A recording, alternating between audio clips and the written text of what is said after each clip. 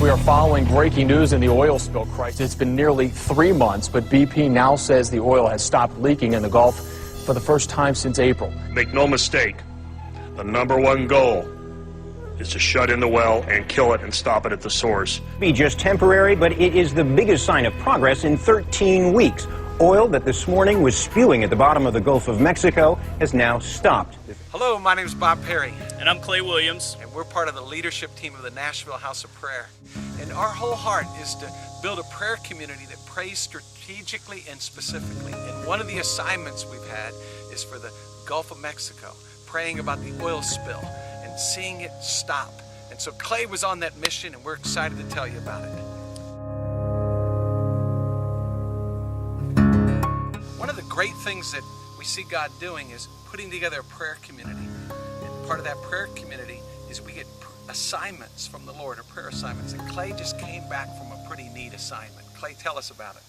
Well, my prayer assignment was to go pray over the Gulf, particularly over the spill itself. We felt like the Lord was saying it was His desire in His heart to go forward and literally shut down, cap the well, but also to literally call the oil to recede and to remove and to come back into a small place where it's been expanded out. That was the beginning of it. It's one of the neat things about praying and obeying the Lord. You remember a month or so ago, we kind of sent out an email, YouTube alert to pray with us. And not only we, but many other ministries and organizations were calling, along with the governors of those 5 states that surrounded the Gulf of Mexico, to pray. So some of us prayed at our homes, some of us prayed in our churches, but there were certain people that the Lord led to go.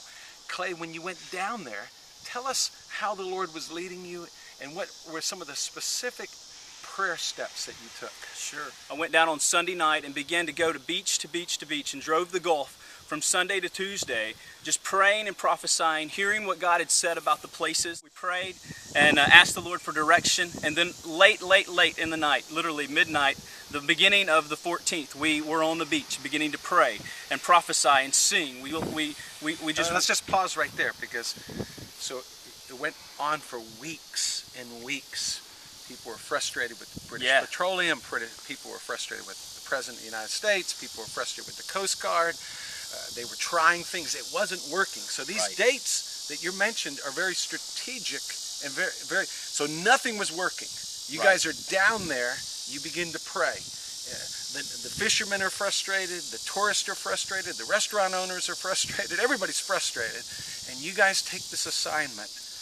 And while you're praying and praising and prophesying, tell us kind of what was happening. Well, the funny aspect of this, of the way this plays out, is it's faith. It's faith without understanding what the actions are behind it, or having to know the outcome. It's just faith. It's actually the season we're in.